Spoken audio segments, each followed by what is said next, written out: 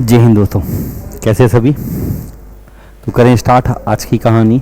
देखिए, हमने एक सीरीज स्टार्ट की थी जिसमें हम जो भी 22 और 23 में एग्ज़ाम हुए हैं उनमें जो क्वेश्चंस पूछे गए हैं उसके क्वेश्चंस को मैं आपको टॉपिक वाइज और टाइप वाइज करा रहा हूँ।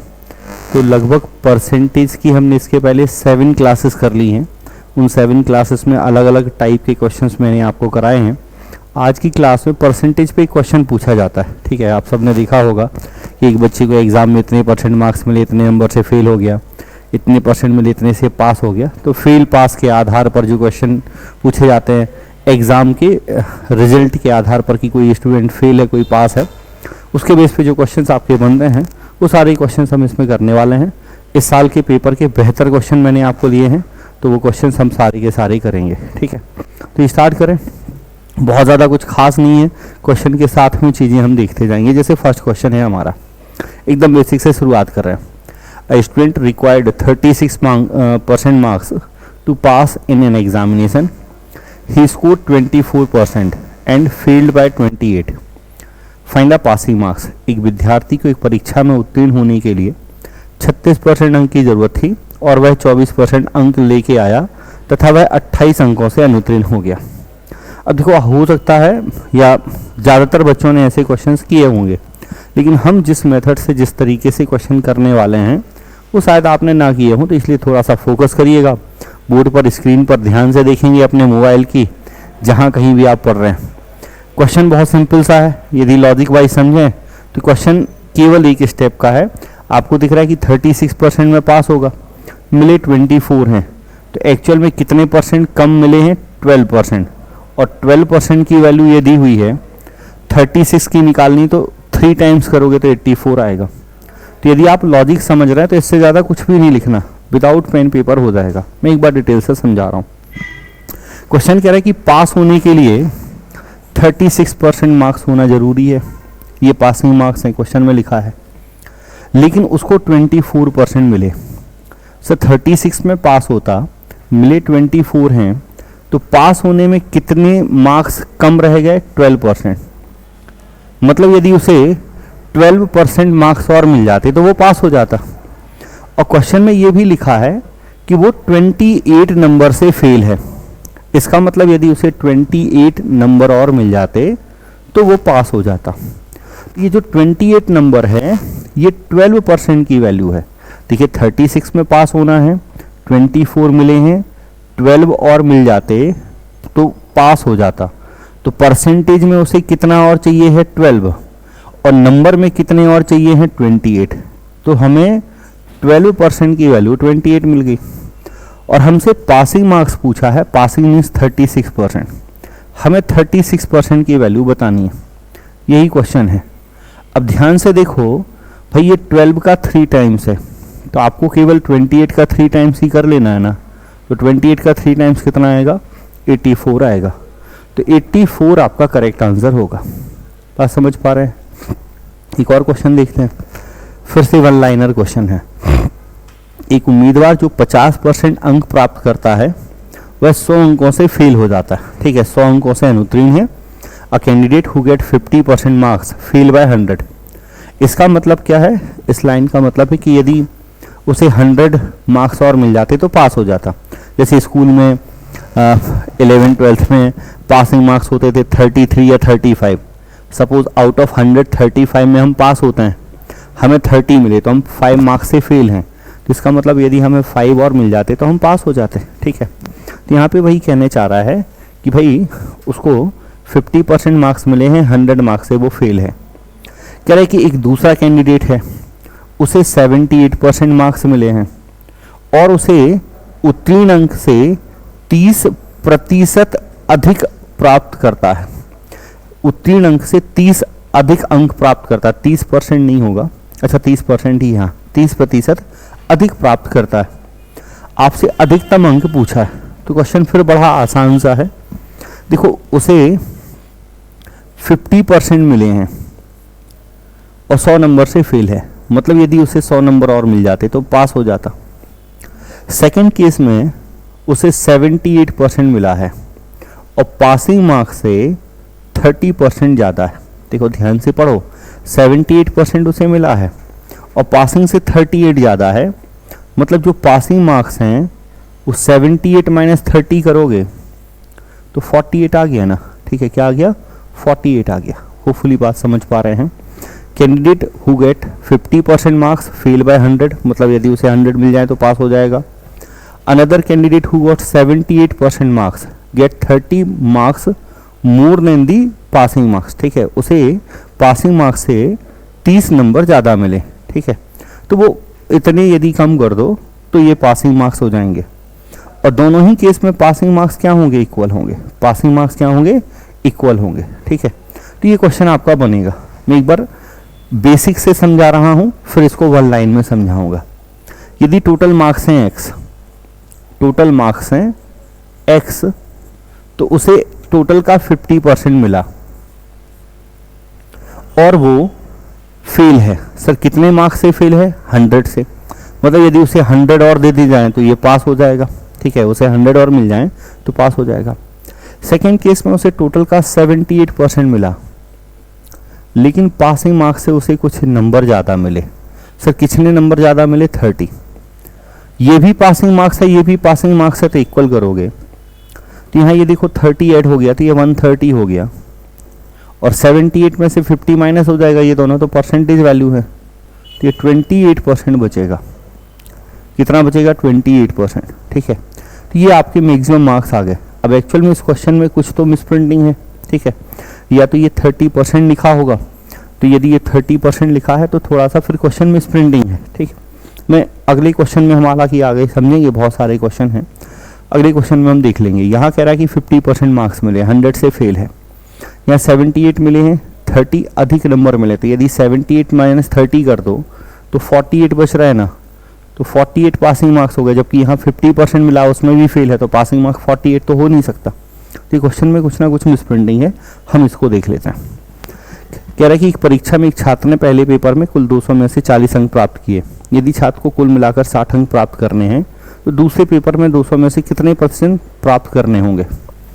पहले में 200 में से 40 मिले और टोटल उसे 60% चाहिए, तो दूसरे में 200 में से कितने मिलेंगे? मतलब दो पेपर हैं 200 और 200 के, 200 और 200 के दो पेपर हैं, तो टोटल हो गए 400। सर टोटल उसे 60% चाहिए है, तो 400 का 60%, 6 चौके 24, तो उसे टोटल 240 नंबर चाहिए। पहले में उसे कितने मिल गए? 40%। पहले में 40%, तो सर पहले में 80 मिले, तो 240 में से 80 यहाँ मिले, तो बाकी सारे नंबर यहाँ चाहिए, तो 240 माइनस 80 कर देते हैं तो 160 आएंगे। मतलब 160 नंबर दूसरे पेपर में चाहिए, तो 160 200 का कितना % है, ये आपका आंसर आ जाएगा। कितना % आ रहा होगा? 80%। ठीक है, तो 80% आपका आंसर बनेगा। ये तो सरल क्वेश्चन था। कह रहे एक परीक्षा में 100 अंकों के 3 विषय होते हैं। एक छात्र ने पहले विषय में 75, दूसरे विषय में 86 प्राप्त किए, कुल मिलाकर 68% अंक प्राप्त किए हैं। तीसरे विषय में उसके अंकों का प्रतिशत, फिर वही टोटल है। 100 के 3 पेपर हैं, 100 के 3 पेपर हैं, तो टोटल कितना हो गया सर? 300। उसे पहले विषय में 75, तो 100 का 75% 75, दूसरे में 86 मिले, तीसरे का पता नहीं है, और टोटल मुझे दिख रहा है कि टोटल उन्हें कुल मिलाकर कितना मिला है? 68%। तो सर हमने 300 का 68% निकाला, तो 3 से मल्टीप्लाई करना, 3 8 24, 4 2 हासिल, 3 18 और 2 20, तो टोटल उसे 204 नंबर हैं। तो यदि मैं इन दोनों को ऐड करके 204 में से माइनस कर दूं तो यहाँ की वैल्यू आ जाएगी। तो इन दोनों को ऐड करना, तो 80 70 150 और 11, तो 161। 161 माइनस करोगे तो 43 बचेगा, और 43 100 का 43% ही होगा, तो उसे थर्ड सब्जेक्ट में 43% मार्क्स ज़रूरी हैं। 43% मार्क्स मिलेंगे तो वो पास हो जाए, उसके थर्ड सब्जेक्ट में मार्क्स आ जाएंगे। कह रहे सिद्धू एक कॉलेज में शामिल होना चाहता है और उसे कैंपस प्लेसमेंट के लिए 10 में से 9 और शिक्षण के लिए 10 में से 8 रेटिंग मिलती है। अपनी आवश्यकता के आधार पर सिद्धू कैंपस प्लेसमेंट को 55% और शिक्षण को 45% वेटेज देते हैं। कॉलेज की अंतिम रेटिंग 10 में से है। ठीक है, देखो क्या कह रहा है कि सिद्धू कॉलेज में एडमिशन लेना है, आपने किसी कॉलेज में एडमिशन लेना है, कैंपस प्लेसमेंट के लिए 10 में से 9 कैंपस के लिए 10 में से 9 और शिक्षण के लिए 10 में से 8 रेटिंग मिलती है। अब वो अपनी आवश्यकता के आधार पर क्या करता है, कैंपस प्लेसमेंट को 55% और शिक्षण को 45% वेटेज देता है। इसको उसने 55% वेटेज दिया, इसको उसने 45% वेटेज दिया, तो अंतिम रेटिंग 10 में से क्या है, ठीक है। तो एक्चुअल में आप सरल सी भाषा में समझो कि आपने कोई एग्ज़ाम दिया, जैसे आप एग्ज़ाम देते हैं, ठीक है, आपका पहले पेपर होता है, फिर फिजिकल होता है। एक मिनट बैटरी चेंज कर लें इसकी हम।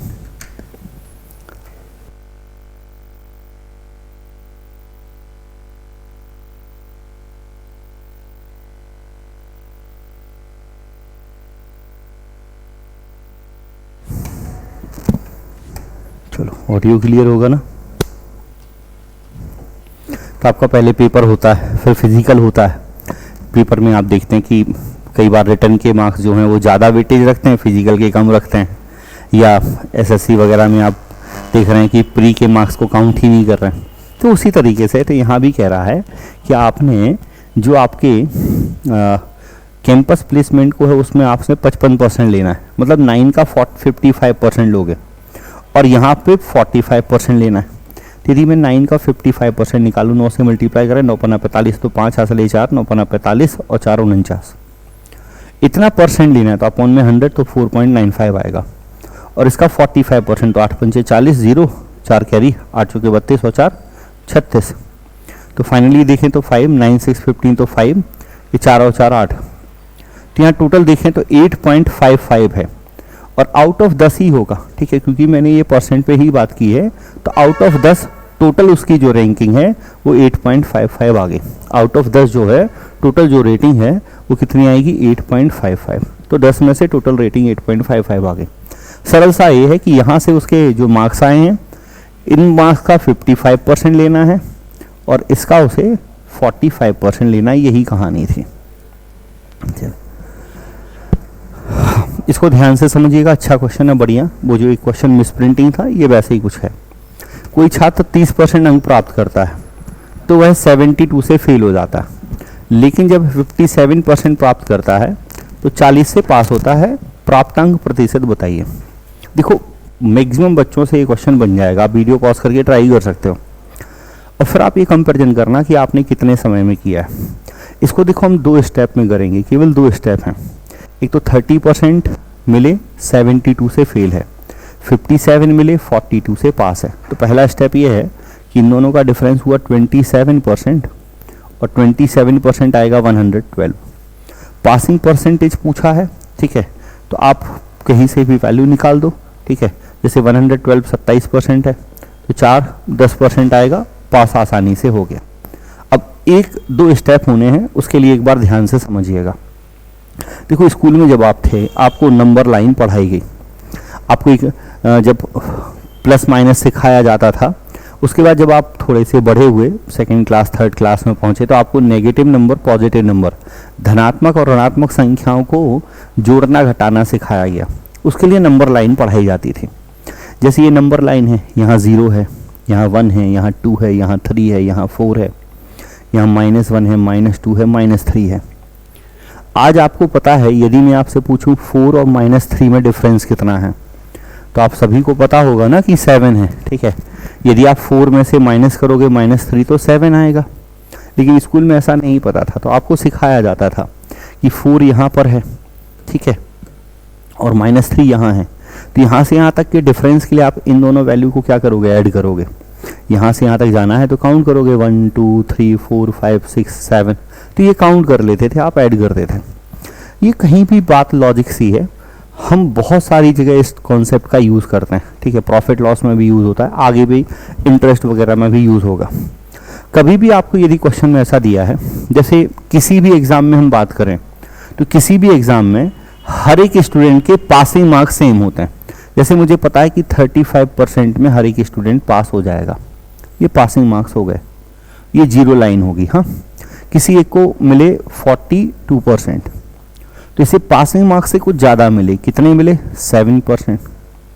किसी एक को मिले सपोज 20%, इसे पासिंग मार्क्स से कुछ कम मिले, कितने मिले 15% में। यदि आप बोलोगे ये स्टूडेंट है, इसे 42% मिला है और ये 7% से पास हो गया, इसे 20 मिला और ये 15 से फेल हुआ, यही तो बोलोगे, जितने कम रहेगा उतने से फेल हैं। अब यदि आपसे बोला जाए कि आप इन दोनों का डिफरेंस निकालो, तो ध्यान से देखो 42 माइनस 20 जो आएगा वो 22 आएगा, और इसको ध्यान से देखो 15 प्लस 7 के इक्वल है, 15 प्लस 7 भी 22 ही है। तो देखो एक बार नंबर लाइन के इस तरफ हैं और एक बार नंबर लाइन के इस तरफ हैं, तो इनका डिफरेंस निकालने के लिए हमें इनको ऐड करना पड़ेगा। ये पॉइंट हमें छोटा सा समझना है। यहाँ भी क्वेश्चन में यही है भाई, किसी एक परसेंटेज नंबर मिलने पर मैं पास होता हूँ। क्वेश्चन कह रहा है कि यदि मुझे 30% मिला है तो मैं इतने नंबर से फेल हूँ। इसका मतलब जो पास मुझे जब 30% मिला तो मैं फेल हूँ। फेल का मतलब मुझे उतने नंबर कम मिले पासिंग मार्क्स से। सेकेंड केस कह रहा है कि 57 मिलने पर 40 नंबर से पास हैं। इसका मतलब जब मुझे 57% मिले तो मुझे पासिंग मार्क्स से 40 नंबर ज़्यादा मिले। तो मुझे बस एक ही पॉइंट समझना है कि मैं एक बार पास हूँ, एक बार फेल हूँ। तो दोनों बार के जो परसेंटेज मार्क्स हैं इनका जो डिफरेंस आएगा 57 माइनस 30 27, इसके डिफरेंस के लिए इन दोनों वैल्यू को ऐड करना पड़ेगा। तो मैंने 7 और 4 ऐड कर दिया, तो 7 प्लस 4 करोगे तो 111 आ जाएगा, 70 40 और 2 है तो 112 हो गया। तो आपको 27% के मार्क्स, 27% की वैल्यू डायरेक्टली 112 मिल गई। ये चीज़ मुझे डायरेक्टली समझनी है। कभी भी ऐसा कोई क्वेश्चन आए, आप एक बार पास हैं और एक बार फेल हैं, तो दोनों बार के परसेंटेज मार्क्स का जो डिफरेंस होगा उसके लिए जितने नंबर से पास हैं जितने से फेल हैं उसको ऐड कर दो। सपोज दोनों बार पास या दोनों बार फेल हैं, ठीक है, ऐसा क्वेश्चन भी आएगा कि हम दोनों बार पास दोनों बार फेल हैं, तो हम माइनस करेंगे। दोनों बार पास दोनों बार फेल हैं तो हम माइनस करेंगे। जैसे मान लो आपने बोला कि सर पास तो हम 35 में हो जाते हैं, ठीक है। एक कोई स्टूडेंट है जिसे 40 मिले, तो भाई ये तो पासिंग मार्क्स इसके 5% मार्क्स ज़्यादा हैं। और एक कोई स्टूडेंट है जिसके 48% मार्क्स हैं, इसके पासिंग मार्क्स से 13% ज़्यादा हैं।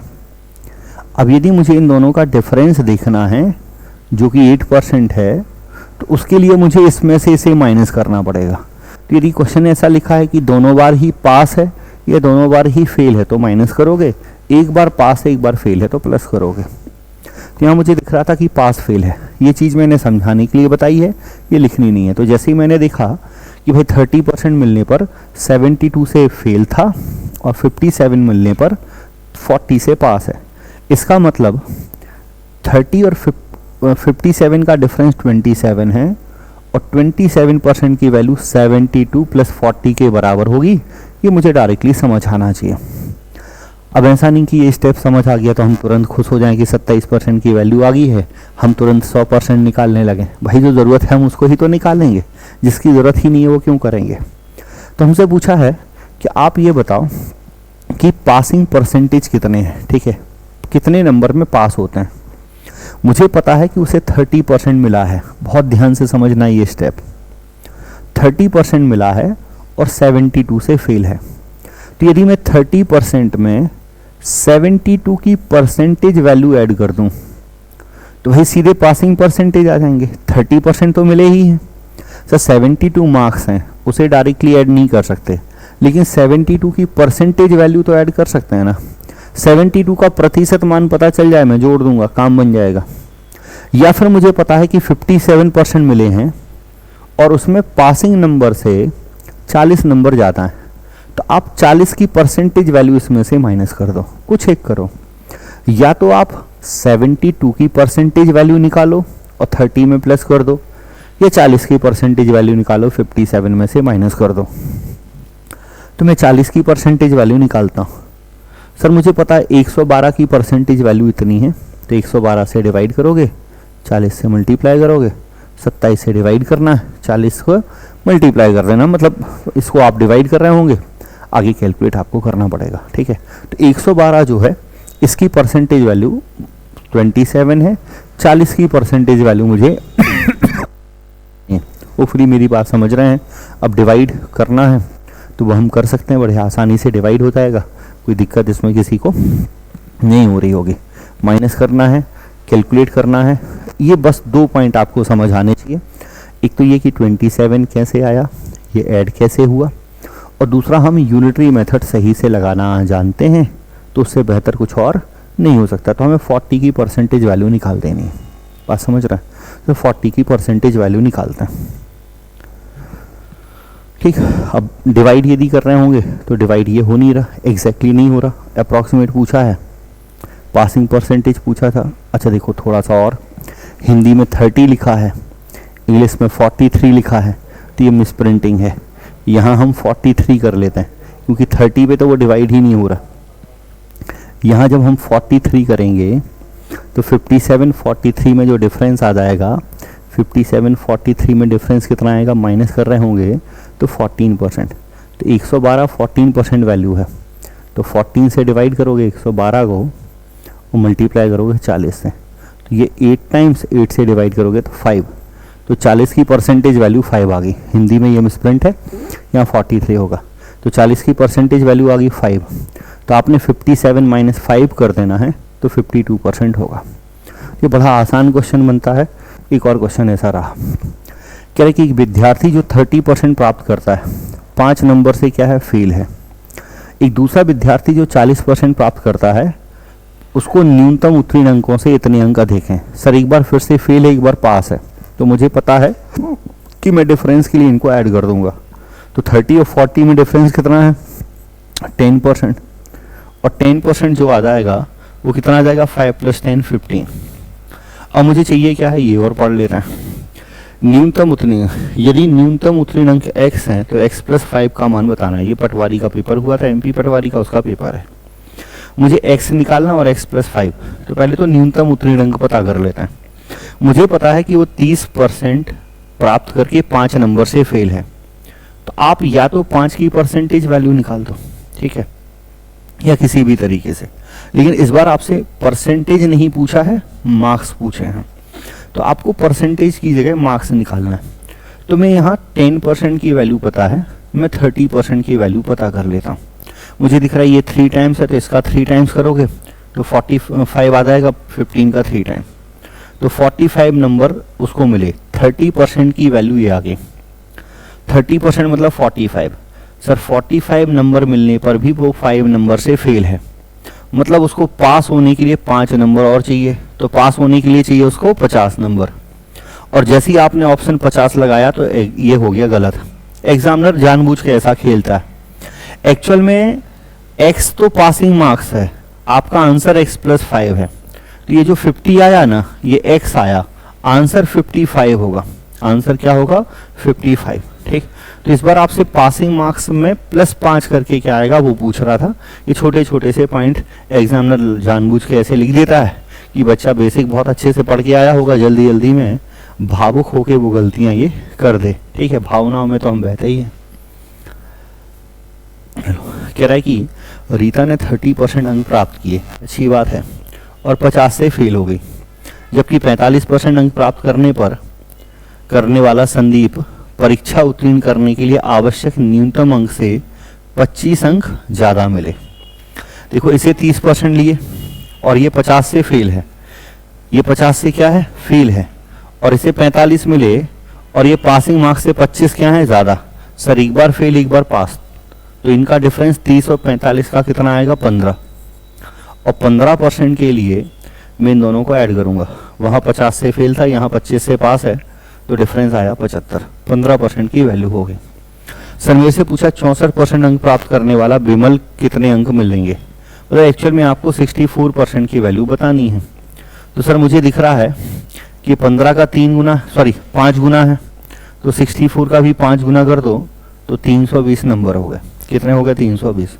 तो देखो ये सारे के सारे क्वेश्चन आपका एक सिंगल स्टेटमेंट में, एक सिंगल लाइन में 1 लाइनर क्वेश्चन हो जा रहे हैं, ठीक है। 1 लाइनर क्वेश्चन है, उसमें उससे ज़्यादा कुछ और करने की जरूरत नहीं पड़ रही। ये 2 बहुत बेहतर क्वेश्चन है, पेपर के क्वेश्चन है, ठीक है। तो इन 2 क्वेश्चन को आपको समझना है बहुत ध्यान से। आप वीडियो पॉज करके एक बार ट्राई करना चाहो तो कर सकते हो। पी क्यू आर किसी परीक्षा में क्रमशः इतने इतने % प्राप्त करते हैं। P Q R, sir P को कह रहा है कि 38% मिलते हैं, क्यू को कह रहा है कि 42% मिलते हैं, और आर को कह रहा है कि 52% मिलते हैं। आर पास हो जाता है, पी और क्यू फेल हैं। ये पास है, ये दोनों फेल हैं, ये हमें याद रखना है, ठीक है।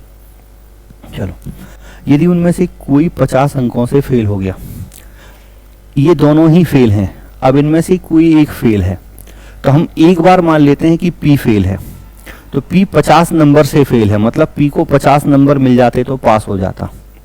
और सेकंड केस में हम मान के चलेंगे कि क्यू फेल है, ठीक है। क्या है? क्यू फेल है। तो एक बार ये 50 नंबर से फेल है, एक बार हम मान लेते हैं कि क्यू फेल है। भाई कोई पास फेल है, ये क्लियर नहीं है कि कौन है। और आर 30 अंकों से पास ही है, मतलब आर को पासिंग मार्क्स से 30 नंबर ज़्यादा मिले हैं, ठीक। और कुल अंक बताइए, और कुल अंक 750 से ज़्यादा हैं। दो केस हैं, मैं एक बार दोनों केस लेके चलता हूँ।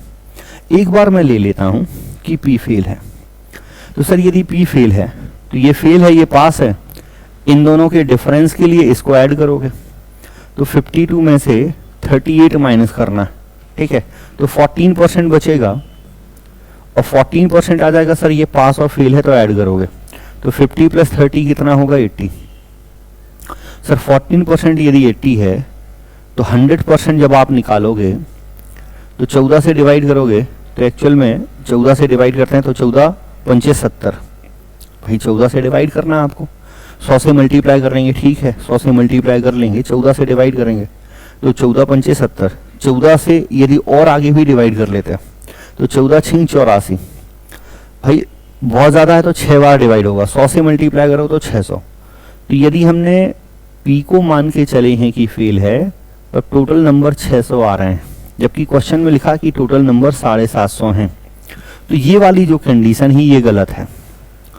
कंफर्म है कि यहाँ पर फेल जो होगा, फेल कौन होगा? क्यू। क्यू फेल है 50 नंबर से, तो इन दोनों के मार्क्स का जो डिफरेंस है वो 10% होगा। और 10% कितना हो जाएगा? सर 50 + 30 80। 10% 80 है, तो एक जीरो चिपका लोगे तो आपको 100% की वैल्यू मिल जाएगी कि 800 आएगी। उम्मीद है समझ पाए। अच्छा क्वेश्चन था। एक और ऐसा ही क्वेश्चन है, ये रहा आपकी स्क्रीन पर, इसको और एक बार ट्राई कर लो आप। ABC, ठीक सर, ABC 3 लोग हैं। ABC को 28%, 36% और 53% नंबर मिले हैं, मान लिया मिल गए। B और C पास हुए हैं, इस बार पास B और C हैं, A फेल कहलाया।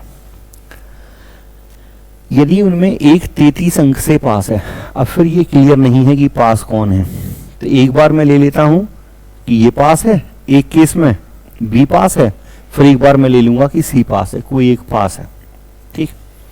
और A 17 से फेल है, ये तो फेल ही है 17 नंबर से। तो आपसे कह रहा है कि परीक्षा में पास होने के लिए कितने अंक की जरूरत है, ठीक सर। सर पहले मैं ये केस लेके चलता हूँ, C तो पास ही है, ठीक है, A तो फेल ही है, पहले मैं A और B की बात कर लेता हूँ। सर यदि B पास है, A तो फेल ही है, B और C में से कोई एक पास है। यदि मैं पहले ले लेता हूँ A और B को, जब मैं A और B को ले रहा हूँ तो मुझे दिख रहा है कि ये फेल है, ये पास है, तो इनके मार्क्स के डिफरेंस के लिए इसको ऐड कर दोगे, तो इसको यदि ऐड कर देता हूँ तो ये 50 आएगा। कितना आएगा? 50। और 28 और 36 में यदि मैं अंतर देखूं तो 8% होता है। कितना होता है? 8%। तो 8% की वैल्यू पास 50 होगी, 8% की वैल्यू क्या होगी? 50 होगी, ठीक है। और सर ये दोनों ही क्या हैं? पास हैं, ये दोनों ही पास हैं। ध्यान से देखोगे यहाँ 8% की वैल्यू 50 है, तो यहाँ से मैं 8% की वैल्यू पता चल गई तो मैं इनमें से किसी को भी निकाल सकता हूँ। अब एक बार मैं इन दोनों को ले लेता हूँ, सॉरी एक बार मैं A और C को। A तो फिक्स है कि A तो फेल ही है, मैंने एक बार A एंड B को लिया है। ये जो केस है, इस केस में मैंने किसको लिया है? A एंड B को, ठीक है। जब मैंने A एंड B को लिया तो ये पता चला। अब मैं एक बार A एंड C को लेता हूँ, ठीक है। तो अब मैं A एंड C को ले रहा हूँ और A एंड C को लेके देखता हूँ कि क्या रिजल्ट बनेगा। जब मैं ए और सी को लूँगा तो ये फेल है, ये पास है, फिर से माइनस करोगे और 1733 ऐड होगा तो डिफरेंस कितना आएगा 50। और अब जब आप इसको डिफरेंस को देखोगे तो 28 और 53 का जो डिफरेंस होता है वो होता है 25। सर 25% की वैल्यू मुझे 50 मिल गई। यदि ए फेल है, निश्चित है, बी और सी में से कोई एक पास है। यदि बी पास है तो 8% की वैल्यू 50 है, सी पास है तो 25% की वैल्यू 50 है। अब आपको बस थोड़ा सा ध्यान देना है। सर यदि 25% की वैल्यू 50 है तो 1% की वैल्यू 2 होगी और इनके बीच में जो डिफरेंस है वो है 8% और 8% की वैल्यू 16 होगी। 8% की वैल्यू 16, मतलब इसके मार्क्स इससे 8% ज्यादा हैं और 8% की वैल्यू है 16, मतलब बी के मार्क्स ए से 16 ज्यादा हैं। इस बात को ही ध्यान से देखना, यही इंपॉर्टेंट पॉइंट है। देखो बी के मार्क्स ए से 16 ज्यादा होंगे, ठीक है। कब? जब ए और सी, ए तो फेल है ही, यदि सी पास होता है तो उस केस में 1% 2 है तो 8% 16 होगा, मतलब बी के मार्क्स ए से 16 ज्यादा है। अब मुझे बताओ सर ए 17 नंबर से फेल है, ए कितने नंबर से फेल है? 17। इसके नंबर उससे 16 ज्यादा हैं, तो 16 ज्यादा हैं, उस केस में भी बी 1 नंबर से तो फेल हो ही जाएगा ना। 16 यदि नंबर ज्यादा हैं फिर भी वो 1 नंबर से फेल होगा, जबकि क्वेश्चन की कंडीशन है कि बी और सी तो दोनों ही पास हैं। क्वेश्चन में लिखा है कि बी और सी पास होते हैं, मतलब ये जो सेकंड कंडीशन जो हम लेके चल रहे हैं ये गलत है। हमें ये दोनों में से कोई एक 33 नंबर से पास है। जब हम सी को ले रहे हैं कि वो 33 नंबर से पास है तब हमारा केस गलत बन रहा है, मतलब जो हमने फर्स्ट केस लिया था ये सही है, सेकंड केस गलत है। ए 17 नंबर से फेल है और बी 33 नंबर से पास है, और इस केस में मुझे 8% की वैल्यू 50 मिल गई है। मेरे से ये पूछा है कि पास होने के लिए कितने नंबर चाहिए, तो पास होने के लिए 28% में 17 नंबर जोड़ लो, पास हो जाएगा। सर 8% की वैल्यू 50 है, तो मैं 28% की वैल्यू निकालता हूँ।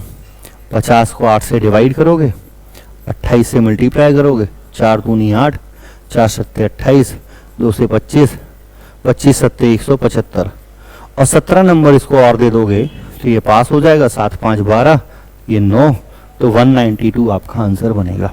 उम्मीद है मज़ा आया होगा। ये 10 क्वेश्चन थे, बढ़िया क्वेश्चन है सारे के सारे।